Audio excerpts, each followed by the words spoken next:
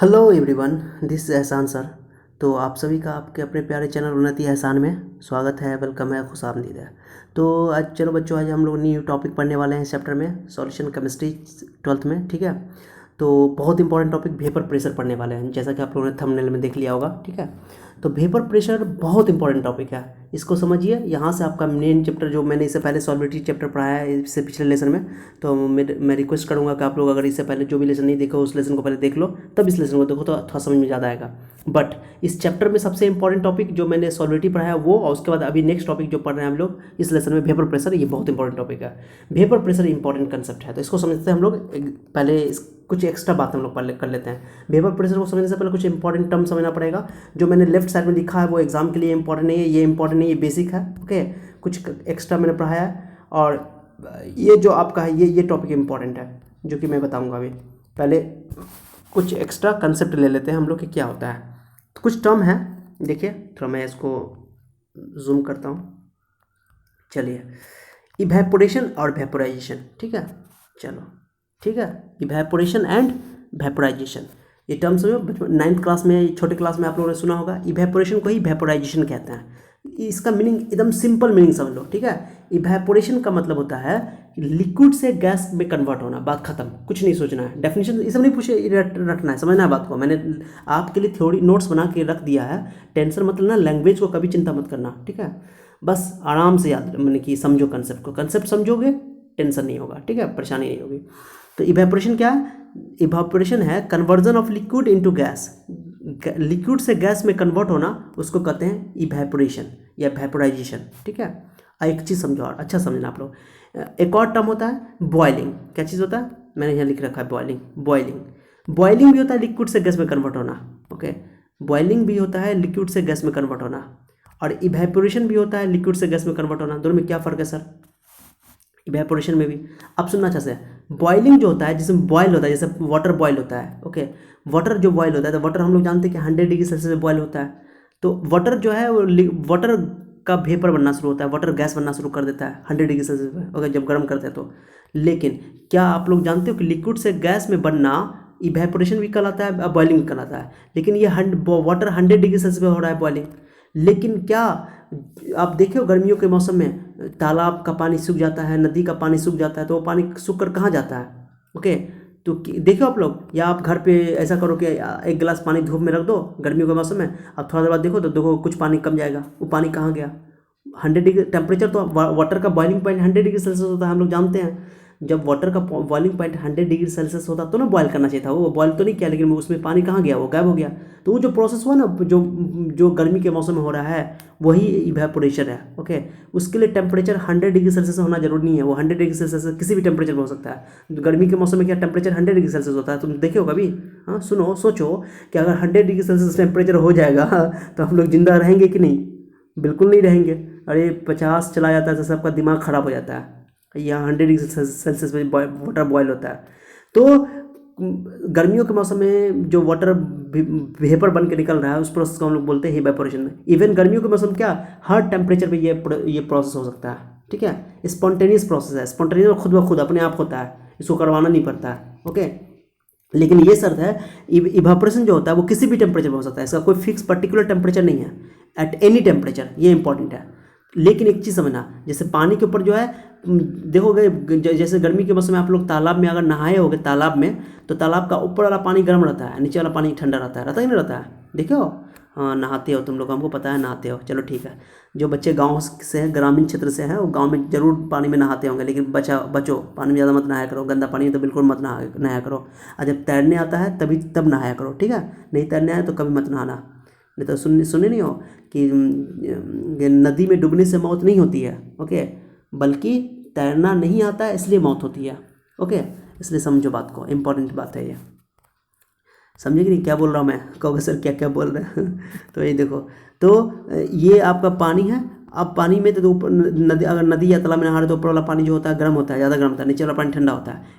तो ऊपर वाला जो पानी गर्म क्यों है? क्योंकि उस धूप ऊपर से मिल रहा है, उसको सनलाइट मिल रहा है, वही ऊपर वाला पानी ही वेपर बन के निकलता है, नीचे वाला पानी वेपर नहीं बन के निकलता है। सरफेस के ऊपर वाला जो सरफेस है, ये जो वाटर का सरफेस है, वाटर के सरफेस का ही पानी वेपर बन के निकलता है। ओके, वेपर बनता है, वेपराइज करता है या इवेपोरेट करता है, पानी समझे, बाष्पीकृत करता है।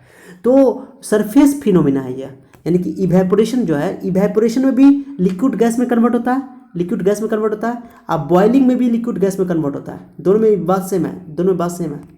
बॉइलिंग में भी लिक्विड गैस में कन्वर्ट होता है, लेकिन दोनों में फ़र्क क्या है कि ये किसी भी टेम्परेचर पे हो सकता है। ओके, टेम्परेचर फिक्स नहीं है ये। ओके, इवेपोरेशन के लिए टेम्परेचर फिक्स नहीं है, कोई भी टेम्परेचर पे हो सकता है, मैंने लिख दिया। लेकिन जो बॉइलिंग होता है, बॉइलिंग फिक्स टेम्परेचर पे होता है, एट फिक्स टेम्परेचर, जिसको बॉइलिंग पॉइंट कहते हैं। जो जैसे वाटर का boiling point 100 degree Celsius, alcohol का boiling point 78 degree Celsius. Okay, तो ये जो बॉइलिंग पॉइंट है, बॉइलिंग पॉइंट फिक्स टेम्परेचर पे बॉइलिंग होता है। बॉइलिंग हिंदी में बोलते हैं कौथन, याद ना बात को। तो लिक्विड से गैस में कन्वर्ट होना बॉइलिंग भी हो सकता है और इवेपोरेशन भी हो सकता है। लेकिन बॉइलिंग में क्या होता है कि बॉइलिंग फिक्स टेम्परेचर पे होता है, लेकिन जो इवेपोरेशन होता है वो कोई भी टेम्परेचर पे हो सकता है, किसी भी टेम्परेचर पे। ठीक है, पहली बात। और बॉयल जो इवेपोरेशन होता है वो सरफेस के ऊपर होता है, सरफेस के ऊपर वाला, सिर्फ ऊपर वाला गैस, वाटर लिक्विड ही गैस बन के जाता है। जो सरफेस के ऊपर वाला लिक्विड होगा वही गैस बनेगा, वही वेपराइज करेगा, अंदर वाला नहीं वेपराइज करेगा। लेकिन ये जो है यानी कि सरफेस फिनोमेना है, याद ना है, मैंने लिखा है यहाँ पर देखो, it is a surface phenomena, लिखा ना मैंने, evaporation is a surface phenomena. ठीक है, लेकिन बॉइलिंग जो है वो पूरे बर्तन में बॉयल करेगा, पूरे बर्तन में। देखो बुलबुला जो बनता है, कभी देखे होगे आप लोग, वाटर को बॉयल करते हो, पानी को बॉयल करते हुए, तो पूरे बर्तन में बुलबुला निकलेगा नीचे से, तो गैस बनना शुरू होता है, यानी पूरे बर्तन में ये बॉइलिंग प्रोसेस स्टार्ट हो जाता है, बॉयल करना शुरू हो जाता है। तो ये बल्क फिनोमिना है, बल्क मतलब पूरे पूरे बर्तन में, बल्क बल्क मतलब पूरा पूरा बर्तन में। ओके, और वो सरफेस फिनोमिना है। ठीक है, दोनों में अंतर समझ आ रहा है ना, ये डिफरेंस मैंने समझा दिया। तो इवेपोरेशन समझ में आ गया, आप सुनो अच्छा से। इवेपोरेशन जब भी होता है ना, तो क्या होता है, इवेपोरेट क्यों हो रहा है, क्योंकि सनलाइट उसका एनर्जी मिल रहा है। तो वाटर का जो सरफेस का ऊपर वाला मॉलिक्यूल है, उस मॉलिक्यूल को एनर्जी मिला, वो वेपराइज कर गया, भाग गया। तो एनर्जी जब इसे क्या बोलते हैं लेता है, तो वो क्या करता है कि एनर्जी अपने नीचे वाले मॉलिक्यूल से लेता है, एनर्जी लेकर भाग जाता है। ठीक है, तो एनर्जी जैसे लेगा तो एनर्जी, हीट एनर्जी उसका घटेगा, हीट एनर्जी घटेगा तो ठंडा पैदा होगा, तो इवेपोरेशन से ठंडक पैदा होता है, तो इट काउजेज कूलिंग। याद ना बात को, इवेपोरेशन से क्या पैदा होता है, ठंडा। ज़्यादा इंपॉर्टेंट नहीं है सब बात, सब बस कंसेप्ट है ये। अब इवेपोरेशन किसका ज़्यादा होगा, सोचो, इवेपोरेशन किसका ज़्यादा होगा, टेम्परेचर बढ़ाओगे तो इवेपोरेशन ज़्यादा होगा। ओके, अब कुछ लिक्विड का इवेपोरेशन कम होता है, कुछ का ज़्यादा होता है। देखो, जिसका इवेपोरेशन जो होता है उसको बोलते हैं वोलाटाइल। वोलाटाइल वोलाटाइल मतलब जो वेपराइज कर जाए, इवेपोरेट कर जाए। ठीक है, जैसे पानी वोलाटाइल है, वाटर जो है ये वोलाटाइल है, वाटर वेपराइज करता है। ओके, समझा क्या। चीनी वोलाटाइल है, चीनी शुगर चीनी वोलाटाइल नहीं, नॉन वोलाटाइल है। या ये बोलो नमक वोलाटाइल है क्या, नमक वेपराइज करता है, नमक वेपराइज नहीं करता है। सॉलिड जो है, सॉलिड जनरली वेपराइज नहीं करता है। ओके, याद ना बात को। तो इवेपोरेशन, वेपोराइजेशन, हर सब्सटेंस का वेपराइजेशन ज़्यादा कम होगा, ज़्यादा होगा। जैसे अल्कोहल और वाटर है, अल्कोहल भी वोलाटाइल है, वोलाटाइल में जो वेपराइज आसानी से कर जाए। दो टर्म है, एक वोलाटाइल एक नॉन वोलाटाइल। वोलाटाइल मतलब जो वेपराइज करता है, जिसको वेपराइज करने की टेंडेंसी है, उसको बोलेंगे वोलाटाइल है वो। ठीक है, और जिसके वेपराइज करने की टेंडेंसी कम है, जिसके इवेपोरेशन की टेंडेंसी कम है, उसको बोलेंगे कि वो नॉन वोलाटाइल है। ओके, तो वोलाटाइल में जैसे वाटर हो गया, अल्कोहल हो गया। ओके, ये वोलाटाइल है, ये वेपराइज करने की टेंडेंसी रखता है। और जैसे चीनी हो गया, शुगर हो गया, ग्लूकोज हो गया, यूरिया हो गया, ये सब वोलाटाइल नहीं है, नॉन वोलाटाइल है। यही टर्म सब इस चैप्टर में यूज़ होगा। ठीक है, नॉन वोलाटाइल मतलब जो वेपराइज की टेंडेंसी नहीं रखता है। ठीक है, मतलब नेग्लिजिबल है। ओके, चलो, जैसे सॉलिड जितने भी होंगे, जितने भी सॉलिड होंगे वो सब नॉन वोलाटाइल होगा। ठीक है, क्योंकि उसकी इवेपोरेशन की टेंडेंसी कम होती है। और जो लिक्विड होती है, लिक्विड में जैसे वाटर हो गया, अल्कोहल हो गया, मैंने बताया ये वोलाटाइल है, इसकी वेपरेशन की ज़्यादा टेंडेंसी है। अब बताओ, अल्कोहल ज़्यादा वेपराइज करेगा कि वाटर, जल्दी बताओ।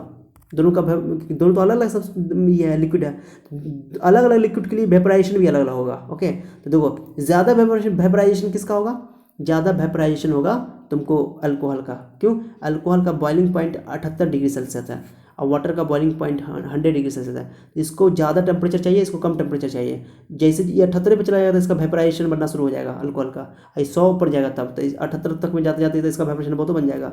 जिसकी बॉइलिंग पॉइंट कम होती है उसका वेपराइजेशन ज़्यादा होता है, और जिसकी बॉइलिंग पॉइंट ज़्यादा होती है उसकी वेपरेशन कम होती है। पॉइंट क्लियर हो गया।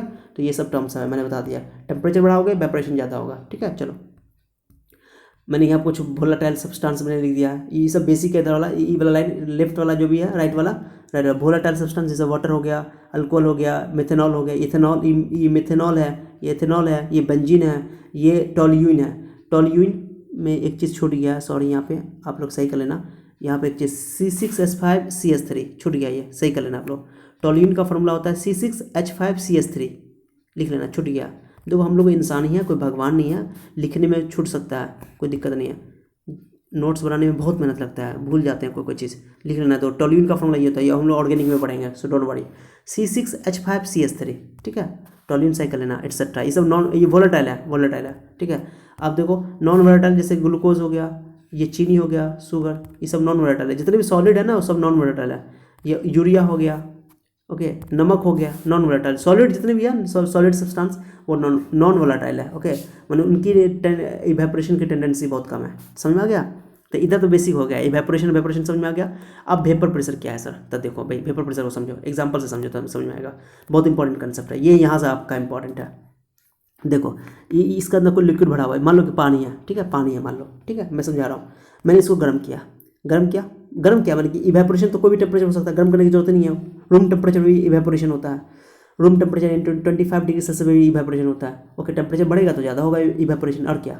चलो तो अब देखो गौर से देखो, तो यहाँ पे मैं इसका वाटर का ये मॉलिक्यूल है, यहाँ पे वाटर का बहुत सारा ऊपर मॉलिक्यूल है, क्योंकि इवेपोरेशन तो ऊपर वाले सरफेस से होगा, सरफेस है। ये बर्तन बंद है, कंटेनर क्लोज्ड है, ठीक है। चलो अब क्या होगा कि इसमें जो वाटर का जो वेपर है, बर्तन क्यों बंद कर दिया गया समझाते हैं हम, डोंट वरी, ठीक है। अभी मैं थोड़ा बड़ा करके इसको समझाता हूँ, चलो ठीक है, ध्यान दो।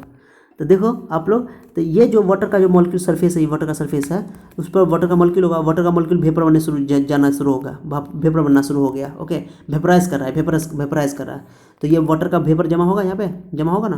और ये बर्तन बंद है, अगर खुला रहता था ना वेपर बाहर चला जाता, लेकिन बंद है। तो जैसे देखते हो ना गर्म पानी करते हो बर्तन में, तो बर्तन के जब बर्तन को ढके रहते हो तो बर्तन पे पानी आके बूंद आके जमा हो जाता है, वो वही है, वेपर ही पानी बन जाता है। तो वेपर यानी भाप, जिसको बोलते हैं बाष्प, हिंदी में बाष्प बोलते हैं।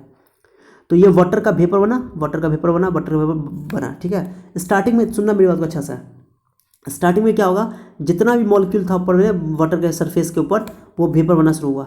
तो क्या हुआ कि वाटर स्टार्टिंग में वेपर बनना शुरू हुआ। जैसे भीड़ भाड़ होगा ना, कुछ वेपर ठंडा होकर के फिर पानी भी बनेगा, माने कुछ वाटर से वेपर बनेगा, फिर वेपर से वाटर भी बनेगा। लेकिन स्टार्टिंग में सुनना, स्टार्टिंग में ज़्यादा वेपर बनेगा, कम वेपर आकर के वाटर बनेगा फिर से, ओके। तो वाटर से एक चीज़ समझना, मैंने यहाँ लिख दिया, ध्यान देना, यहाँ एक और टर्म मैंने लिख दिया था, ओके। आप लोग देख लो कि लिक्विड से गैस बनना कहलाता है इवेपोरेशन या वेपराइजेशन। लेकिन गैस जब ठंडा होता है, अब लिक्विड बनाता है, तो उसको बोलते हैं कंडेंसेशन। क्या बोलते हैं? कंडेंसेशन, हिंदी में बोलते हैं संघनन, ठीक है। लिक्विड से गैस का बनना इवेपोरेशन, जिसको हिंदी में बाष्पीकरण कहते हैं, या वेपराइजेशन। और गैस जब ठंडा होता है तो बनता है कंडेंसेशन। तो देखो तो पानी ठंडा होता है, पानी को गर्म करते तो वेपर बनता है, वेपर ठंडा होता है फिर पानी बन जाता है, तो वो हो गया कंडेंसेशन। प्रोसेस समझाया? चलो, तो यहाँ पे वाटर जो है वेपर बन रहा है, तो इसको तो कहेंगे क्या चीज़? इवेपोरेशन। तो इवेपोरेशन होगा। और यहाँ पर फिर कुछ जैसे बहुत भीड़ भाड़ हो जाएगा, बहुत वेपर बन जाएगा यहाँ पे, तो बहुत सारा वेपर ठंडा हो जाएगा, वहाँ पे एनर्जी उसकी कमी की, तो एनर्जी कमी की, तो फिर वापस वो पानी बनना शुरू हो जाएगा, वाटर बनेगा, तो उसको बोलेंगे कंडेंसेशन। तो एक साथ वेपराइजेशन भी होगा, कंडेंसेशन भी होगा, लेकिन स्टार्टिंग में वेपराइजेशन ज़्यादा तेज़ी से होगा, ज़्यादा रेट से होगा, और कंडेंसेशन कम होगा, बहुत कम होगा, ओके। तो धीरे धीरे क्या होगा कि ध्यान देना, वेपराइजेशन स्टार्टिंग में ज़्यादा था, कंडेंसेशन कम था। धीरे धीरे वेपराइजेशन का रेट घटता जाएगा। क्यों घटेगा सर? क्योंकि यहाँ पे मॉलिक्यूल बहुत बढ़ गया, बहुत ज़्यादा भीड़ भाड़ हो जाएगा, तो वेपराइजेशन घटना शुरू हो जाएगा। तो वेपराइजेशन घटेगा और कंडेंसेशन बढ़ेगा। तो करते करते एक टाइम आएगा कि वेपराइजेशन और कंडेंसेशन दोनों बराबर हो जाएगा। जिस टाइम में, ध्यान देना, जिस टाइम में बराबर हो जाएगा, मान लो कि यहाँ पे, सुनना अच्छा से मेरी बात को, 100 मॉलिक्यूल था, मान लो 10 मॉलिक्यूल था ऊपर में, 10 वेपर था। सुनना जो बता रहा हूँ मैं, ऊपर में 10 वेपर है, यहाँ पे 10 वेपर है। अब 10 वेपर है, अब क्या हुआ, 10 वेपर था, अब 2 मॉलिक्यूल गया आउट करके, यहाँ पर ऐसे 2 मॉलिक्यूल गया, 2 मॉलिक्यूल आया, तो 2 का कंडेंसेशन, 2 का इवेपोरेशन हुआ, फिर 2 का कंडेंसेशन हुआ। एक एक बात को सुन रहे हो? यहाँ पे 10 मॉलिक्यूल पहले से जमा है, यहाँ पे पहले से वेपराइज करके, ओके। अब इसके बाद 10 के बाद 2 मॉलिक्यूल जाकर के वेपराइजेशन किया, ओके, और 2 मॉलिक्यूल उसी टाइम में इवेपोरेट किया। तो बताओ वहाँ पर क्या मॉलिक्यूल बचा? जल्दी बताओ, 10 ही ना बचेगा, क्योंकि 2 गया तो 12 हुआ, फिर 2 तो वापस भी तो आ गया, तो 10 ही हो गया। सिंपल सा बात है, मैं जो बता रहा हूँ बहुत इंपॉर्टेंट है, बच्चों को कन्फ्यूजन होता है। तो देखो 10 मॉलिक्यूल पहले से यहाँ पे वेपर था, वेपर का मॉलिक्यूल, अब 2 फिर गया, 2 गया तो कितना हो गया? 12, फिर 2 वापस कंडेंसेशन भी कर लिया, तो वेपराइजेशन भी 2 किया, कंडेंसेशन भी किया। तो जब भी वेपराइजेशन और कंडेंसेशन सेम रेट से होगा, इक्वल रेट से होगा, बराबर तेजी से होगा, तो उस टाइम में यहाँ पर जो पार्टिकल है, ओके, 10 ही रहेगा। जैसे मान लो 2 गया, फिर 2 गया, 10 था यहाँ पे, 2 गया, 2 वेपोराइजेशन हुआ, 2 फिर कंडेंसेशन हुआ, तो 10 ही रहेगा।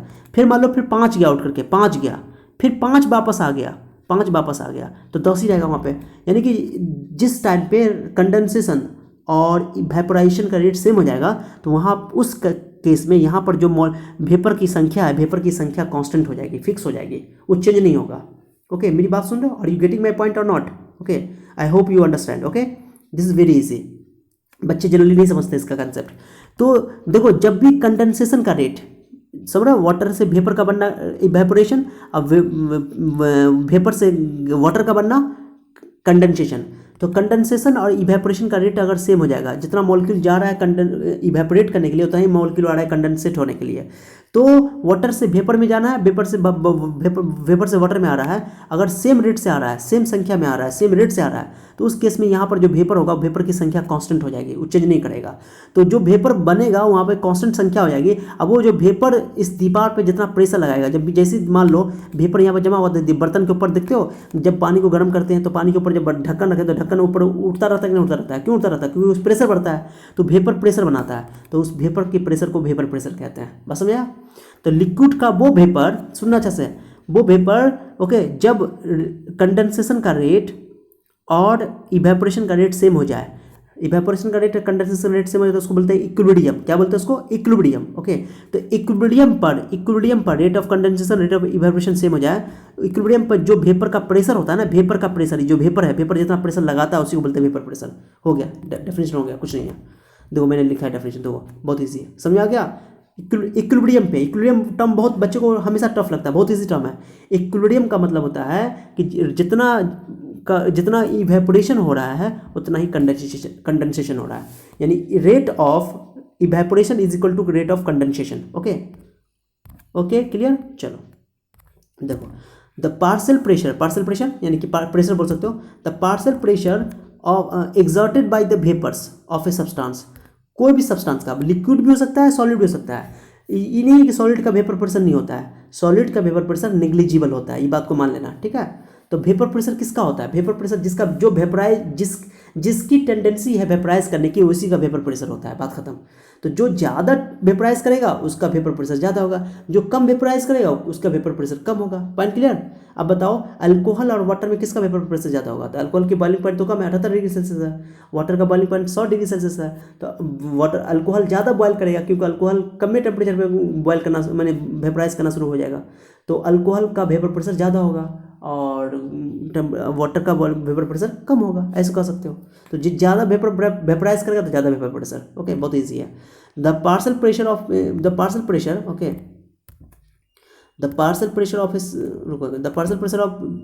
Partial pressure exerted by the vapors okay of a substance at equilibrium। Okay, at equilibrium बहुत इंपॉर्टेंट है। ये इक्विलिब्रियम क्यों लिखा गया?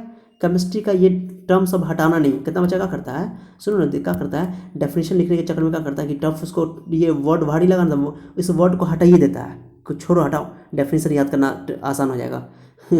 ऐसा नहीं बाबू, तुम लोग 9th 10th नहीं पढ़ रहे हो, छठा शतमा नहीं पढ़ रहे हो, 11th 12th पढ़ रहे हो, जी की नीट की तैयारी कर रहे हो, बोर्ड की तैयारी कर रहे हो, तो उस बच्चे को ये इक्विलिब्रियम का मतलब नहीं मालूम है तो बहुत दिक्कत वाली बात है। नहीं मालूम है तो पूछो अपने टीचरों से, अपने साथियों से, हमसे पूछो, हम बताएंगे। ओके, तो इक्विलिब्रियम का मतलब होता है कि रेट ऑफ कंडेंसेशन और रेट ऑफ इवेपोरेशन इक्वल होता है, उसको बोलते हैं इक्विलिब्रियम। तो इक्विलिब्रियम वर्ड बहुत इंपॉर्टेंट है, इक्वल से बना है ये इक्विलिब्रियम, ठीक है?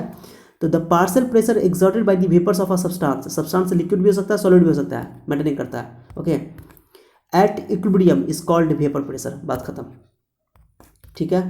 पॉइंट समझा? वेपर प्रेशर किसी लिक्विड का होता है या किसी गैस का नहीं होता है वेपर प्रेशर। गैस तो ऑलरेडी गैस है, लिक्विड ना वेपर बनेगा गर्म करोगे तो, या टेम्परेचर किसी टेम्परेचर पे, तो लिक्विड का वेपर प्रेशर होता है, सॉलिड का वेपर प्रेशर होता है। तो यहाँ पे हम सब्सटेंस के बदले में लिक्विड भी ले सकते थे, लेकिन मैंने सब्सटेंस लिखा क्योंकि लिक्विड का भी वेपर प्रेशर होता है, सॉलिड का भी वेपर प्रेशर होता है, लेकिन ये term vapour pressure generally liquid के लिए इस्तेमाल होता है।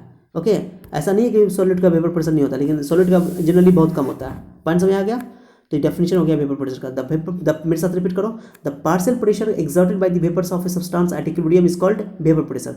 ये जो पार्शियल प्रेशर कांस्टेंट है, ये कांस्टेंट दो ना, कांस्टेंट हो गया ना, हो गया यहाँ पे, क्योंकि इक्विलिब्रियम पे क्या हो जाएगा, जितना कंडेंसेशन होगा उतना इवेपोरेशन होगा, तो यहाँ पे वेपर की संख्या कांस्टेंट हो जाएगी, कांस्टेंट होगा तो उसका वेपर प्रेशर भी कांस्टेंट हो जाएगा।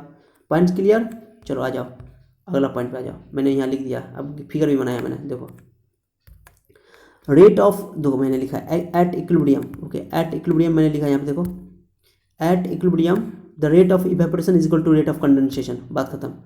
लिक्विड और गैस के बीच में ये इक्विलिब्रियम इस्टेब्लिश हो जाएगा, लिक्विड और गैस के बीच में इक्विलिब्रियम मतलब लिक्विड से जितना गैस बनेगा उतना ही गैस से लिक्विड बनेगा, बात खत्म। इसी बोलते हैं लिक्विड गैस इक्विलिब्रियम, क्या बोलते हैं इसको, लिक्विड गैस इक्विलिब्रियम, बोलो लिक्विड गैस इक्विलिब्रियम, याद हो गया। इक्विलिब्रियम मतलब इक्वल हो जाएगा, जितने रेट जितना लिक्विड से गैस बनेगा उतना ही गैस से लिक्विड बन जाएगा। आज के बाद कभी नहीं भूलोगे, बहुत ईजी है, ठीक है। चलो वेपर प्रेशर टेम्परेचर पर डिपेंड करता है, ठीक है। तो टेम्परेचर कांस्टेंट टेम्परेचर हम लोग डिफाइन करते हैं इसको। तो देखो अब ध्यान देना, मेरी बात समझना अच्छा से। स्टार्टिंग में हम लोगों ने जैसे वो बर्तन में जो पानी लिया था तो गर्म किया था, चलो टाइम बढ़ेगा तो देखो प्रेशर, देखो टाइम बढ़ेगा तो प्रेशर बढ़ेगा बढ़ेगा बढ़ेगा बढ़ेगा, क्यों, अरे स्टार्टिंग में प्रेशर बढ़ेगा ना, स्टार्टिंग में प्रेशर बढ़ेगा, स्टार्टिंग में ज़्यादा इवेपोरेशन होगा, इवेपोरेशन ज़्यादा होगा और कंडेंसेशन कम होगा, ओके। धीरे धीरे इवेपोरेशन घटता जाएगा, ओके, इवेपोरेशन कंडेंसेशन बढ़ता जाएगा, एक टाइम आएगा दोनों बराबर हो जाएगा, पॉइंट समझ रहा हो। तो देखो मैंने फिगर को देखो अच्छा से आप लोग, फिगर को देखो, देखो टाइम बढ़ रहा है, टाइम बढ़ रहा है तो प्रेशर बढ़ रहा है, वेपर प्रेशर बढ़ रहा है, बढ़ रहा है बढ़ रहा है बढ़ रहा है बढ़ रहा है बढ़ रहा है, वेपर प्रेशर बढ़ रहा है बढ़ रहा है बढ़ रहा है बढ़ रहा है। इस टाइम पे जाकर एक पॉइंट पे, एक पॉइंट देखो, इस पॉइंट पे जाकर के देखो प्रेशर कांस्टेंट हो गया, नहीं बढ़ रहा है नहीं घट रहा है। क्यों नहीं बढ़ रहा है नहीं घट रहा है सर, क्योंकि इस प्रेशर पे आकर के यहाँ पे कंडेंसेशन का रेट और इवेपोरेशन का रेट सेम हो गया। तो ये जो प्रेशर है ना, ये प्रेशर, ये इतना प्रेशर यहाँ से यहाँ तक का, यही कांस्टेंट प्रेशर है। ये कांस्टेंट प्रेशर को बोलते हैं हम लोग क्या चीज़, वेपर प्रेशर, इंपॉर्टेंट है। वेपर प्रेशर कांस्टेंट प्रेशर है, ठीक है, कांस्टेंट प्रेशर है, दिमाग में सेट कर लो। हर लिक्विड के लिए वेपर प्रेशर कांस्टेंट होता है, ठीक है, अगर टेम्परेचर कांस्टेंट रखा जाए तो, ठीक है। समझ में आ गया बात को।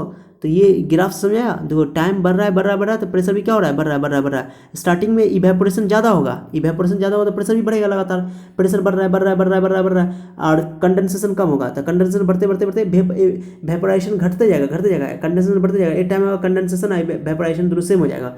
जिस पॉइंट पे सेम हो जाएगा तो उस टाइम पे वेपर की संख्या कांस्टेंट हो जाएगी। जब वेपर की संख्या कांस्टेंट हो जाएगी तो कांस्टेंट प्रेशर हो जाएगा, तो कांस्टेंट प्रेशर को ही वेपर प्रेशर कहते हैं। उस केस में वेपोराइजेशन और कंडेंसेशन का रेट सेम हो जाता है, ठीक है। तो ये छोटा सा इंपॉर्टेंट कंसेप्ट था, मैंने समझा दिया बहुत डिटेल से। अब ये कौन कौन सा फैक्टर है जो उसको डिपेंड करता है, तो ये बहुत इंपॉर्टेंट मैंने यहाँ पर लिख रखा है, देखो अच्छा से आप लोगों के लिए। किस किस बात पे डिपेंड करता है, नेचर ऑफ लिक्विड पे, हर लिक्विड का वेपर प्रेशर अलग अलग होगा।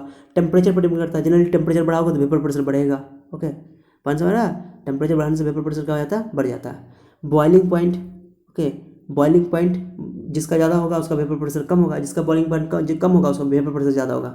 समझाया था ना मैंने, अल्कोहल और वाटर वाला, अल्कोहल वाटर वाला में याद ना, अल्कोहल का 78 डिग्री सेल्सियस बॉइलिंग पॉइंट होता है, 78 डिग्री से बॉइल करता है, और वाटर 100 डिग्री सेल्सियस पे। तो ज़्यादा वेपर प्रेशर किसका बनेगा, इसका कि वाटर का कि अल्कोहल का, अल्कोहल का बनेगा, क्यों, अल्कोहल का जल्दी वेपराइज करना शुरू करेगा, और जो जितना ज़्यादा वेपराइज करेगा उसका वेपर प्रेशर उतना ज़्यादा होगा, ठीक है। चौथा नंबर देखो, बहुत इंपॉर्टेंट चौथा नंबर देख करके तुम लोगों को दिल खुश हो जाएगा, ओके। चलो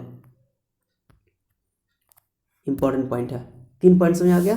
अब चलो चौथा में सुनो, जैसे देखो ये एक बर्तन है, ठीक है, देखो बर्तन को बंद क्यों लेते हैं हम लोग, उसको सर बर्तन को बंद क्यों करते हैं, तो जो कंसेप्ट हम लोगों ने वेपर प्रेशर पढ़ा, वेपर प्रेशर में इक्विलिब्रियम की बात हो रही है, इक्विलिब्रियम की बात कर रहे हैं हम लोग। इक्विलिब्रियम तभी हो सकता है जब कंटेनर क्लोज्ड हो, बंद बर्तन हो, और कंटेनर बंद ना होता तो ये जो कंडेंसेशन हो रहा था, कंडेंसेशन नहीं होता, गैस बन के बाहर निकल जाता सब, तो कंडेंसेशन नहीं होता इस टाइम में, ओके, इस बर्तन के अंदर नहीं होता, तो हम लोग इक्विलिब्रियम की बात ही नहीं कर सकते थे। तो इक्विलिब्रियम की बात करने के लिए हम लोग क्या करते हैं, कंटेनर को बंद कर देते हैं, ओके।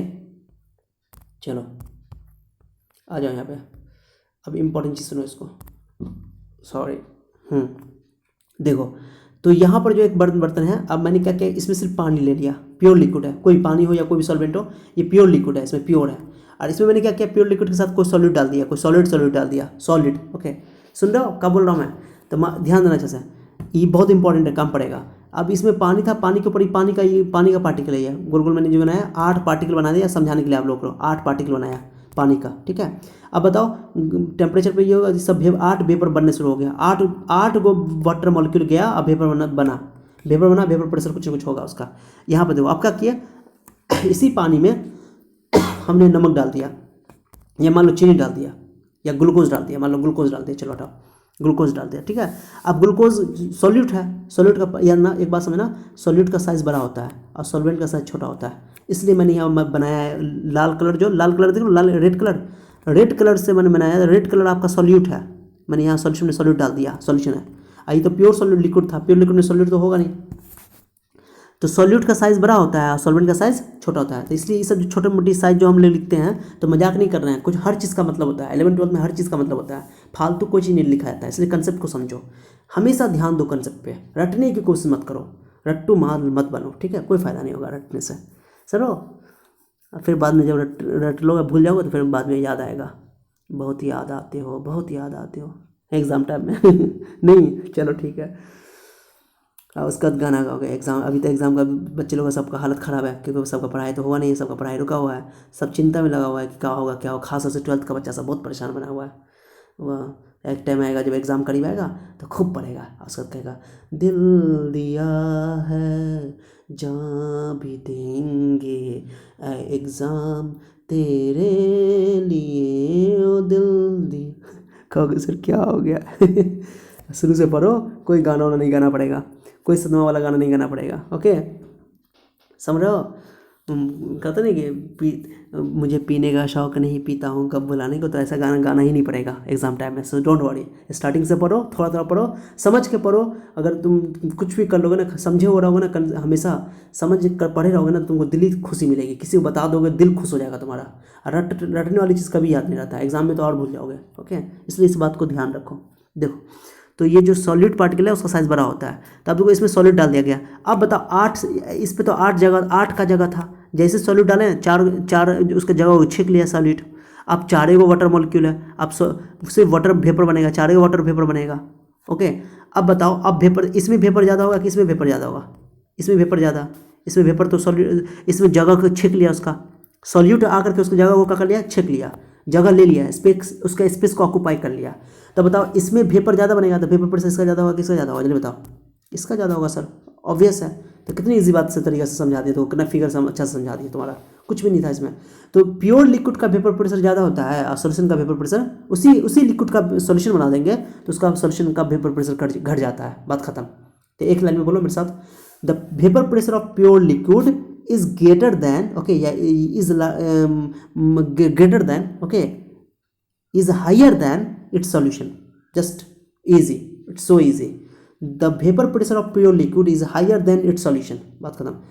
मेरे साथ बोलो तो हिंदी में बोलो अच्छा सा, कि प्योर लिक्विड का वेपर प्रेशर उसके सॉल्यूशन से ज़्यादा होता है। चलो बोलो, रिपीट करो, कसम है तुमको, उसकी कसम है तुमको, सुन लो, उसकी कसम है, ओके।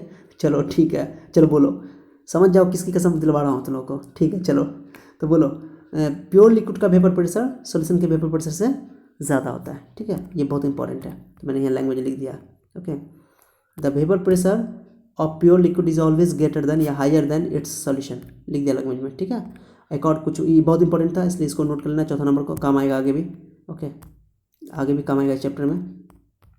चलो अब एक और चीज़ समझ लो, वेपर प्रेशर सरफेस एरिया पर डिपेंड नहीं करता है, ओके, याद ना, वेपर प्रेशर सरफेस एरिया पर डिपेंड नहीं करता है, इसलिए वेपर प्रेशर एक इंटेंसिव प्रॉपर्टी है। इंटेंसिव प्रॉपर्टी, अब कहो सर इंटेंसिव प्रॉपर्टी क्या होता है सर? तो कहोगे सर इंटेंसिव प्रॉपर्टी वो होता है जो अंदर की बात है, ओके, जो फिक्स अमाउंट के लिए डिफाइन किया गया, बाद में पढ़ लेगा, ये सब थर्मोडायनामिक का प्रॉपर्टी है, इस 11th में पढ़ाया गया था। सो डोंट वरी, ऑब्जेक्टिव में याद ना कि जो वेपर प्रेशर है वो इंटेंसिव प्रॉपर्टी होता है। कौन प्रॉपर्टी होता है? इंटेंसिव प्रॉपर्टी, याद रखोगे, ठीक है। चलो तो ये तो हो गया वेपर प्रेशर। उम्मीद करते हैं कि आप लोगों को ये वेपर प्रेशर का कंसेप्शन में आया होगा, ठीक है। तो सबका स्क्रीनशॉट ले लो, उतार लो, और बहुत इंपॉर्टेंट है, एक एक चीज़ को, सब बेसिक है, इधर वाला तो सब भी एक्स्ट्रा बेसिक था, ये तुम्हारा सबसे इंपॉर्टेंट टॉपिक था, इधर वाला लेफ्ट वाला एग्जाम में आ सकता है, ओके। तो वेपर प्रेशर का कंसेप्ट एक कुछ समझो अच्छा से, मजा आ जाएगा। इसके बाद जो है नेक्स्ट है आप टॉपिक आएगा राउल्ट्स लॉ, ओके, जो कि नेक्स्ट क्लास में करेंगे हम लोग, ठीक है। तो मिलते हैं हम लोग नेक्स्ट क्लास में, तब तक अपना ख्याल रखिए, बाय।